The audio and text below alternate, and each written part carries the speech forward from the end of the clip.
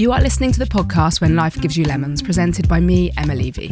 Having worked with elite athletes for most of my career, it's always intrigued me that a significant number of high-performing individuals have encountered some form of adversity earlier in their lifetime. My fascination into this grew when I had my own brush with adversity, when I was diagnosed with breast cancer in May 2020 in the midst of the global pandemic at the age of 36. During this period, I questioned whether it was my positive mindset or maybe something deeper, which enabled me to bounce back and to train and compete for a triathlon just 1 month following completion of all active cancer treatment. The goal of this podcast is to explore this concept further by meeting a variety of high-performing individuals who have experienced adversity but who have come back stronger. Today, I'm welcoming Taylor James to the podcast. Taylor is the host of the Waffle Shop Podcast, the music and mental health podcast.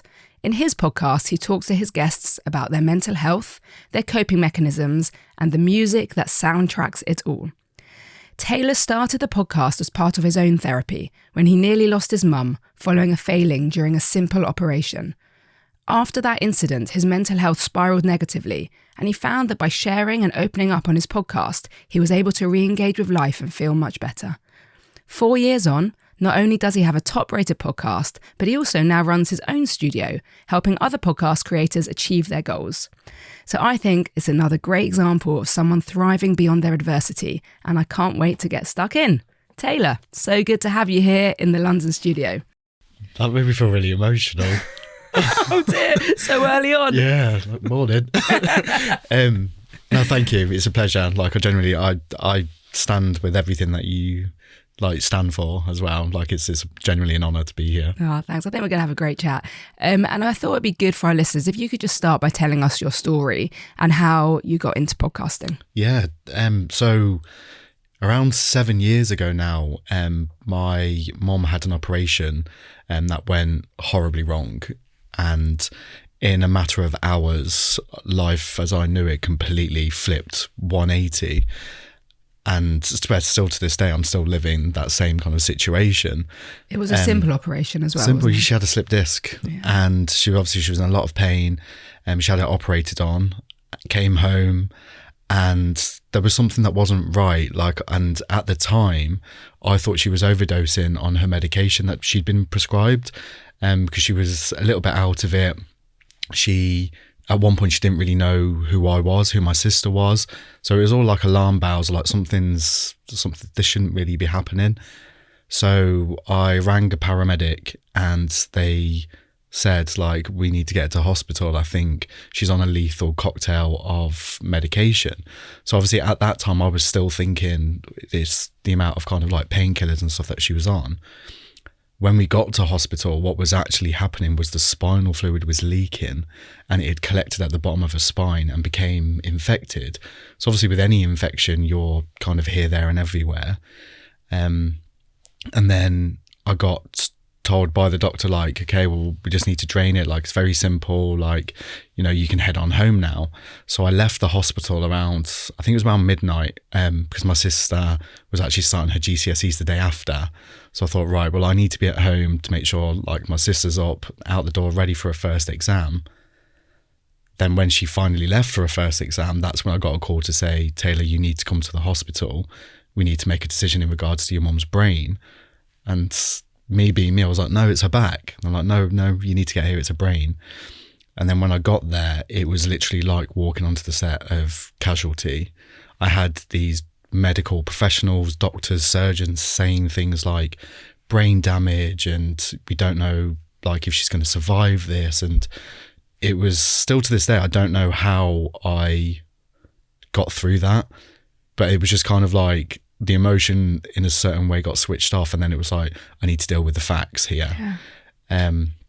So then, what had happened was when she was lying down, the spinal fluid had travelled up the spine to the bottom of her brain and then caused a blockage and then caused basically the brain was starved of oxygen. Oh. So, at that stage, we didn't know what the damage was.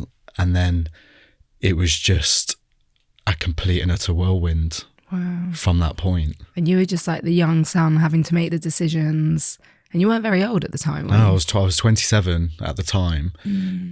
So I was in the process of like getting ready to like move out, like, you know, go off and do what I needed to do. So it was literally like, okay, the universe was like, nope, not today. That's not happening for you. Like now I essentially became like a dad, a homeowner, like overnight, all whilst trying to kind of navigate my own career, like my relationships. So was it down to anyone's failings? See, it depends on who you ask with this, because I'm a big believer in, if they hadn't have done what they had done, my mum might not be here. However, if it was done right the first time, I don't think we'd be in this situation at all. So it's quite bittersweet. And I have to not focus on that, because this situation could be so much worse. Like yesterday was Mother's Day.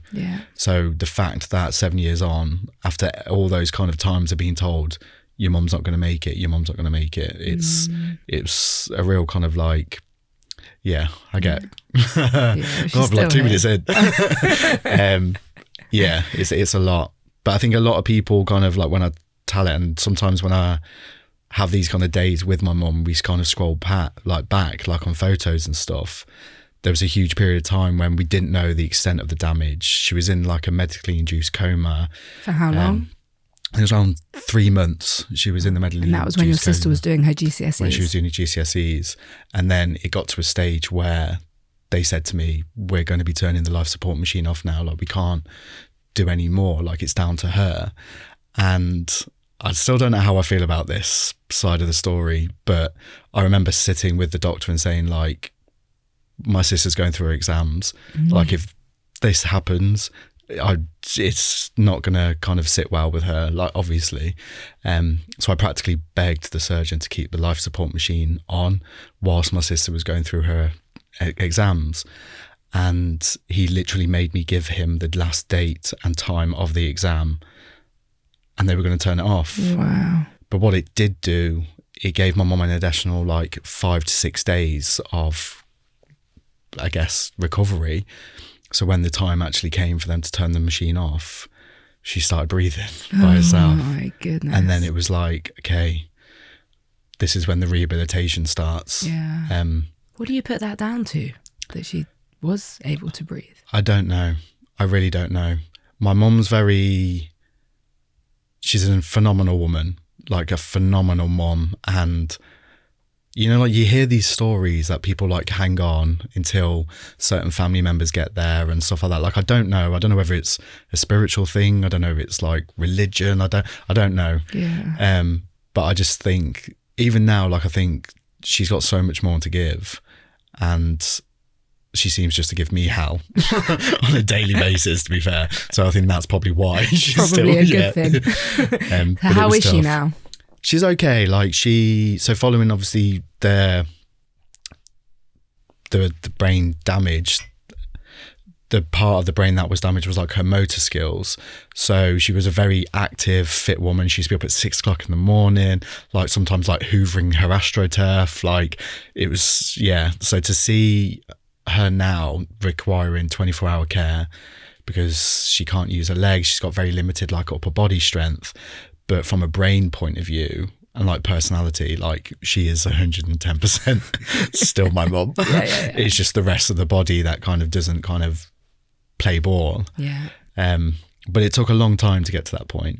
There was a lot of long days, and there were days when it was like 12 hours I was by her bedside, like, squeeze my hand kind of thing, because I don't know why she did this, but the only voice that she was responding to was mine. Wow. So there was a lot of pressure. It's a lot of pressure on a 27-year-old shoulders. And a lot of arguments with doctors as well. Really? Because there was one doctor in particular who was convinced she had locked-in syndrome, which meant she could only communicate with her eyes. Whereas when I was going in there and I was saying, like, can you point to the door? It was very faint, but like she was following like very like simple instructions. So there was a lot of kind of, I guess, gut feelings and like go with your gut, and almost put myself in my mum's shoes, because if the shoe was on the other foot, my mum would, she's a fighter, clearly. And you fought for her as well. 100%. And Yeah, Wow. always will. So you were battle mode on, obviously, during that period when she was in hospital. And then did she go to a rehab home? Like, at what point were you able to kind of step away a little bit?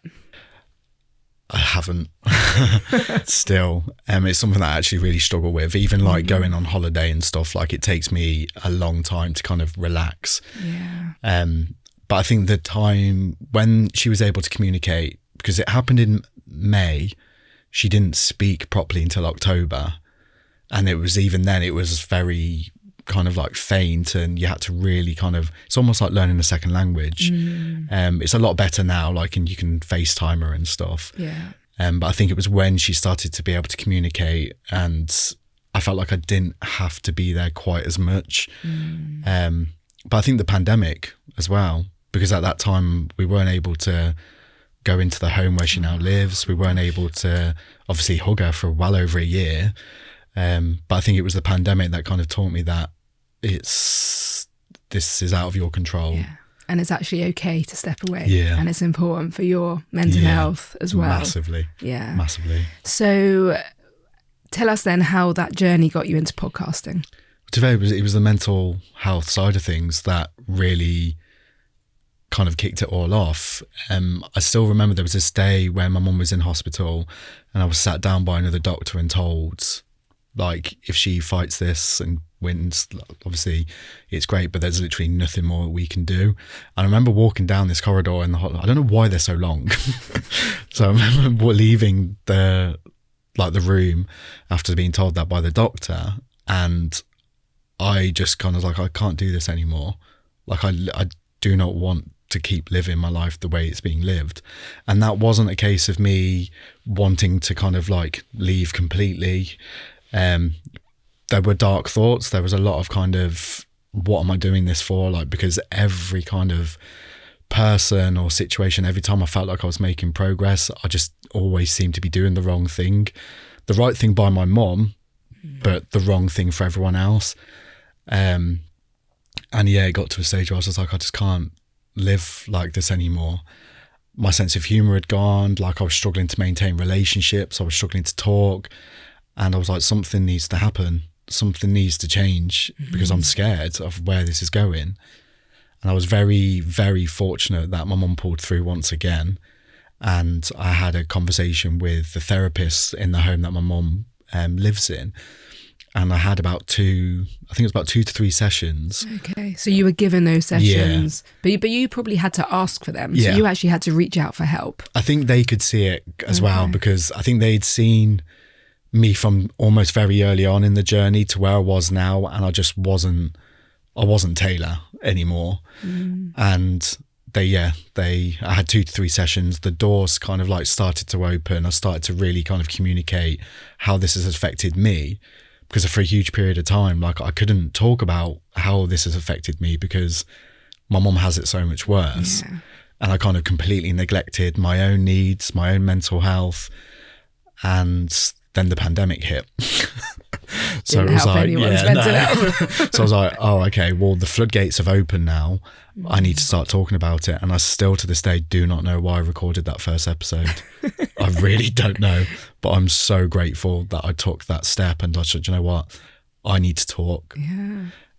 So did you just literally do it in your room? It was literally on my dining room table with my wired headphones. Yeah. And yeah, I haven't looked back since. Like, it has been the biggest blessing, I think, in disguise. I mean, it's not even in disguise, it's a big waffle. Yeah. It's like, there's something you can't disguise it even if you wanted to.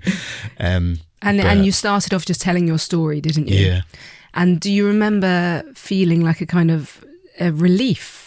Yeah. To get it off your chest? Yeah. It was because I felt like so isolated in the situation. Like, I didn't know if anyone else's parents had been through this, or, you know, is anyone else out there who has had to now take on all these responsibility.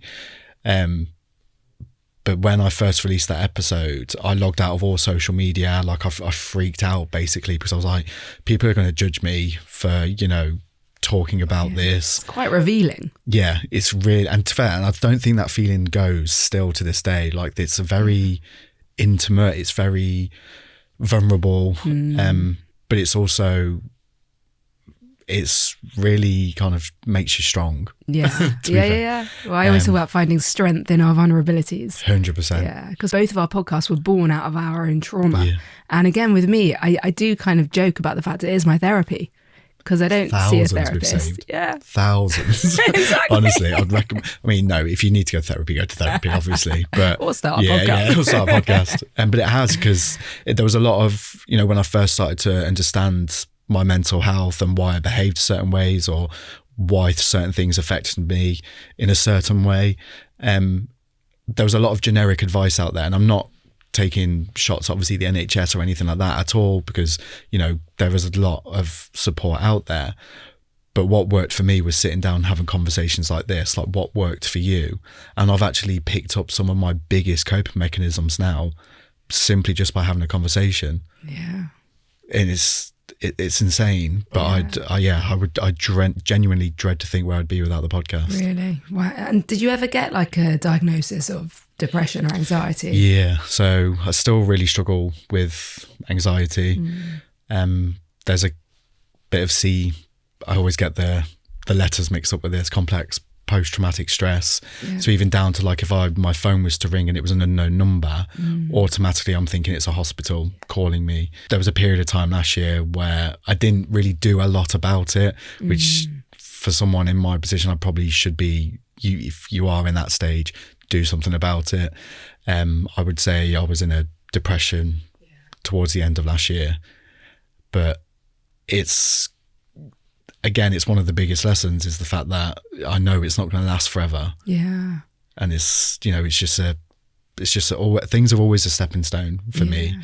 I mean, they're tough and they're big, big stepping stones, but we can, conversations like this are proof that you can overcome anything. Yeah. And apart from podcasting, what do you then do to help your mental health? Journaling. Oh yeah. Journaling is a big one for me. There's just something so powerful of getting like what's in your head out, like on paper in front of you. That's probably been the biggest one for me. And as well, music. Yeah. Like it's been there every step of the way, the good, the bad, like everything in between. And talking, like it's so simple. And I know sometimes it's the hardest thing to do, but the podcast again has taught me how to articulate how I feel, and if I am kind of closing off a little bit, I know, well, that's like a little bit of that's when I need to talk. So I'm very fortunate to have the people around me that I do. But I think those three, and Lego. Oh, really? Well. I always forget. I always shy away from telling people that I do Lego. It's kind of like a mindfulness thing, really, isn't 100%. And it's literally, there's just something very therapeutic about sitting down with just these little bricks and just kind of you're not worried about anything else other than what's going on in front of you. I'd recommend it to anyone. Yeah, because you just have to focus on those instructions and those bricks. So that is basically mindfulness. In terms of journaling, so when I was going through my trauma with my breast cancer, I was advised to journal as well, and I found it so helpful. I can like fully understand, because I think what it is, and I've said this before on the podcast, but my friend who's a psychologist, she describes that when you go through trauma, all your thoughts are in a massive jumble. So it's very hard to process things. And then when you sit down with your journal and you kind of write it all down, it just helps you kind of process things, put them in order, and make sense of it, doesn't it? Because I was very much like, I don't know, I'm not a writer. And I remember just like finding real sense. It just made sense to me when I started journaling. Have you ever gone back to certain points in your journal? What, and read it? Yeah. I don't think I could. No. Have you? There's been certain days and certain moments when days do get particularly hard. If you need that like boost, honestly, it's very difficult. It's probably really cringy. It's like listening to your own voice. But we're podcasters, we have to listen to edit. But there's just something like, there's periods of times when I thought like, do you know what, I'm not going to be able to get through that. Like reading back at certain journal entries for me, I'm like, well, you didn't think you were going to get through that, and you did. So on those days, as cringy as it is. Yeah. I'll keep that in mind. But I probably need to work on the fact that I can't go back to it. Yeah. That's probably not a healthy thing. I probably should be able to go back to that. Sent shivers through my spine even thinking about it. What about the fact, growing up as a guy, as a boy, do you think it was harder to express your emotions as a guy rather than a girl? What's really interesting is, from an emotional side of things, I didn't know anything different because I was raised by an incredibly strong single mom. I lived with my younger sister for a big period of time, and I was always around like my nan, my auntie and stuff, people like that. And even like one of my best friends is an incredibly strong female. So I've never really struggled to show my emotion until everything happened with my mom, because then a lot of the male family members then started to kind of like, I don't want to say crawl out the woodworks, but it was the only phrase that kind of like sprung to mind. And then it was like, no, this is the way it should be done. Like, this is what needs to happen. So it's almost like a barrier that was always kind of down then came up, which was again brand new territory for me, because I was like, well, why can't I cry about this? Just because they're not crying doesn't mean that I can't cry. So were you told at any point, be strong? Always. Really? It was always like, be strong, or like, what would your mum do? Or, your mum's strong, you need to be strong. And it was kind of like, she is strong, but she's also taught me some incredible life lessons that if I need to cry, I need to cry. My favourite film's The Lion King. So, do you know what I mean? But that must have been hard for you as well, if you were used to kind of, being at home with your emotions and suddenly being told, actually keep them in. Yeah. It was it took a while to kind of break that wall back down, because I realised that I'd almost gone from thinking it was a strength to then, like, it was like the past 15 years of my life, almost then I was doing life wrong because I was being so open and talking about these kind of things. So I had to really kind of like unpick it, almost twice in a way. Yeah.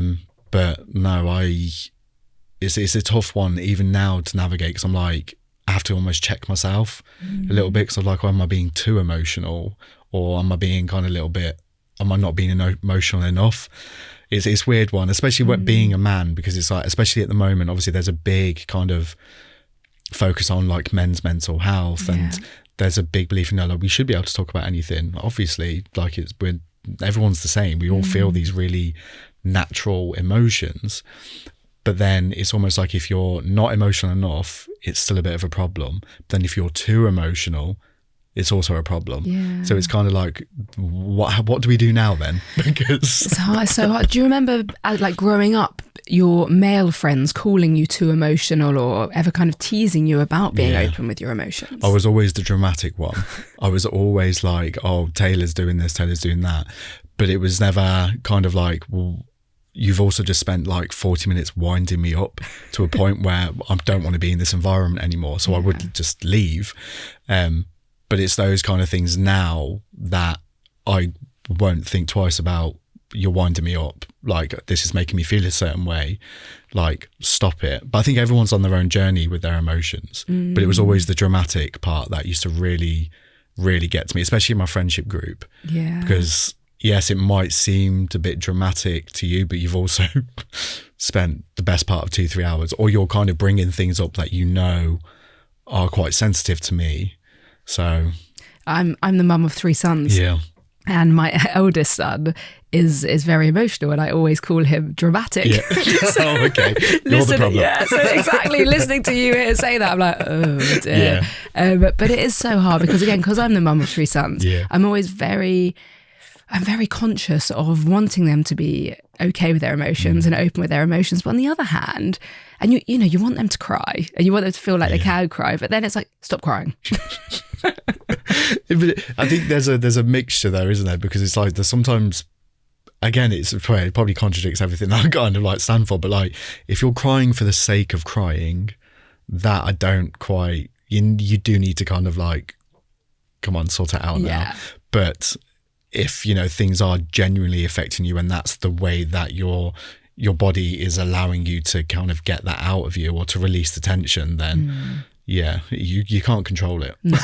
And you mentioned there's a big push men's mental health and talking about it, etc. Do you think it's getting better within males? It is. And, you know, I think there is still a long way to go. But I kind of stand by, I said, like, sometimes it can be either we've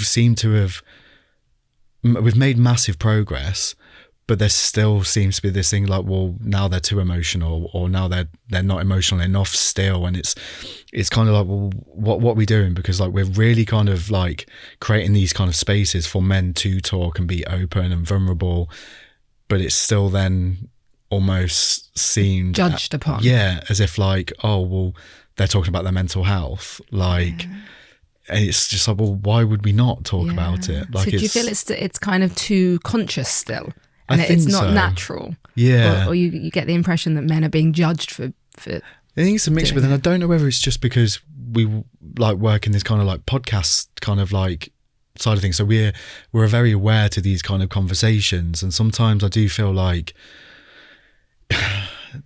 I don't know, like the authenticity of it sometimes, like, are we talking about it for the sake of talking about it, or are we talking about it to make a difference? So it's a balance. It's tricky, isn't it? But I'm sure your podcast I really do think it has helped many men especially open up, and like we said earlier, find strength in their vulnerabilities. And I wanted to ask if you have a particular highlight of your podcasting over the past few years where you witnessed that firsthand. Yeah. And I can't tell you. The suspense. So I can tell you a bit about it, but I made a promise to the guest. So I had a singer on called Leon Bailey. He's a phenomenal, like, he's so talented. He's got a song with Chasing Status called Blind Faith. Mm-hmm. I think if you heard it, you would kind of know it. Especially, obviously, being an athlete, you have definitely heard this song. No one's ever called me an athlete. I'll take it. I thought you were. You've mentioned triathlons, swimming. Like, you're an athlete. Take it. You're an athlete. And he came on the show, and he was almost like, I would say, probably disarmed by, because I like, as much as music is obviously, I love talking about it, also I don't really care if you've got a new single or a new song or an album. I just want to know, like, what inspired it, like, why are you making those songs, where does the inspiration come from?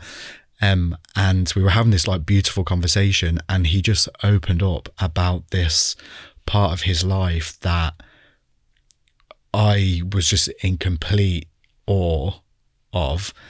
And yeah, it was beautiful. And he literally just said, he messaged a few days later and said, like, I've never told anyone that, like, would you mind if you like removed it? I was just like, I'm not here to set anyone up. Like, I just really appreciate you feeling comfortable enough to, I guess, talk to me and like open up about that. And it's a memory for me that I will cherish, I think, for a very, very long time, because he didn't have to tell me that. And you created that safe space for him, basically. Which is, and I think it's the ripple effect that it's had, not just from a podcast, but even with my male friends now. Like, we're always kind of like asking twice, or like about like, how are you and stuff like that. So I'm very proud of it in that respect. Yeah, that's amazing.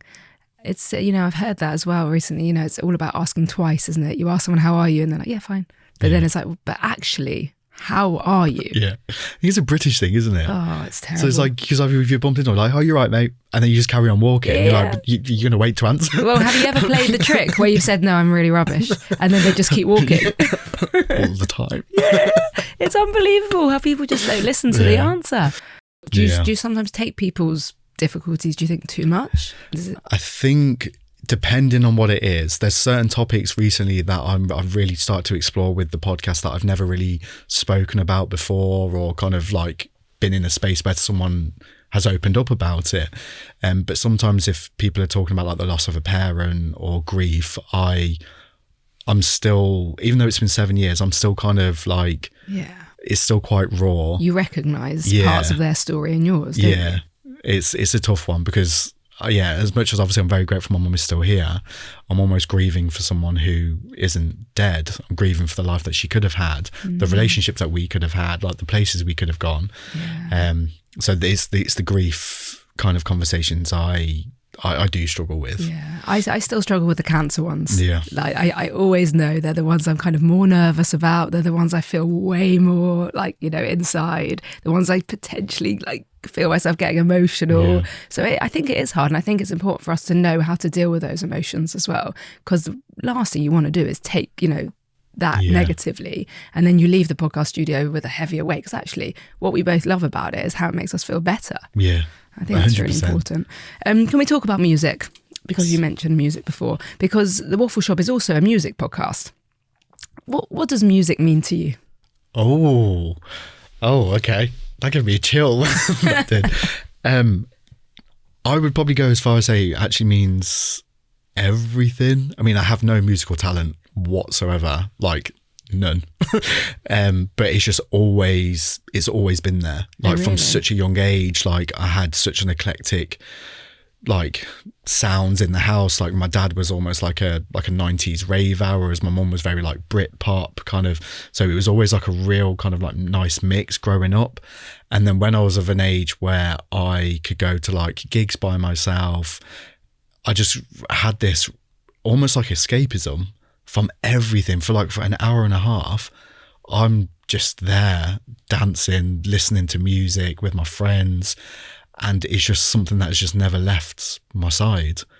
Even now, still to this day, like my headphones are in, or I probably missed live music more than my own family during the pandemic. So it's a real passion of yours. Yeah, I've just I don't know what it is. I've just always responded really well to it. Yeah.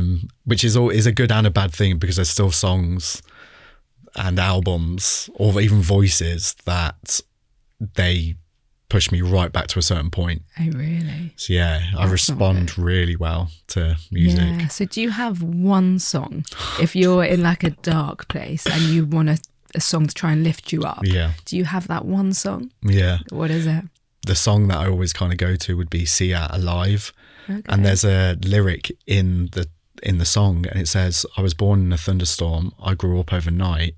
And it's just something, like when you listen to a song, you're like, this is the song, this is soundtracking what is happening right now.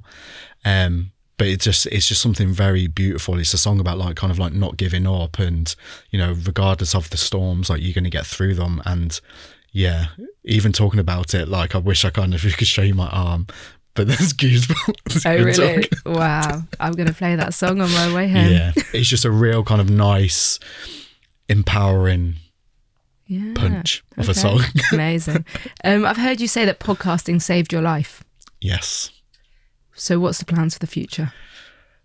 Just to keep doing it. Like I was always that kid who was told I was too chatty, or I was too inquisitive, or I was told to shut up a lot. So the fact that now it's become my job, I'm now in a position to create that space for other people. I'm very fortunate. We were kind of saying about like the podcast being born out of like trauma and stuff like that. Like for anyone listening to this, like it doesn't always have to be a traumatic experience. Like if you've got a passion for something, if you want to do it, like the pandemic taught us that life is incredibly short and time is very precious. So if you've got a passion for anything, just go and do it, because you would rather regret something that you have done than what you haven't. It's so true, isn't it? And it's so scary taking that first leap. And I remember a friend saying to me, just by starting it, you've achieved 80% more than all the other people, because most people have that idea in their head and don't actually do anything about it. Well, you see the stats, especially from like a podcast point of view. It's like the chances of people getting past, like I think it was like this 5th or 6th episode. Yeah. Like if you get past that, you're automatically in the top like 5% in the world. So it's just kind of like it doesn't have to just be podcasting, but we don't need more competition. It's hard, isn't it? It's a lot of work. Yeah. And I think a lot of people don't realise how much work. Like this is the fun bit, sitting down and having a conversation, but there's probably going to be another 6 hours worth of work behind the scenes with this. So it's a lot of work, but it's given me so much. So just more of that. Well, you've been able to make it a full-time job, haven't you? Yeah, which is I still struggle on a daily basis to the fact that something so beautiful has come out of that real kind of dark place. So it's really strange. Yeah. And I don't think I'll ever kind of get used to that. But I'm very fortunate. Like, I have incredible people around me, and they've kind of believed in me on the days that I didn't quite have the belief in myself. So yeah, I'm very fortunate to. Yeah, you need the support. I think, there's so many things you need, but the support of your community and people around Massively. you is so important. Final question that I like to ask my guests: if you could go back in time to when things were at their absolute worst, what do you wish you could have told yourself as you were going through that? God, that just gave me a chill again. What's happening? There's been lots of chills. Yeah, they're multiplied.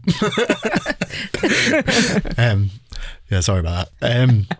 I think if I could go back, I'm not sure if I actually would say anything. I think I would watch from afar, because I had to go through that. Like, I had to experience like those like darkest moments to get to where I am now. So I think if I kind of went back and said, I'll keep going, it'll be fine, I think I probably would give myself a bit of a false sense of reality, because there's days when it's not fine. Yeah. Mother's Day yesterday was a very tough day. Beautiful day, but it's tough.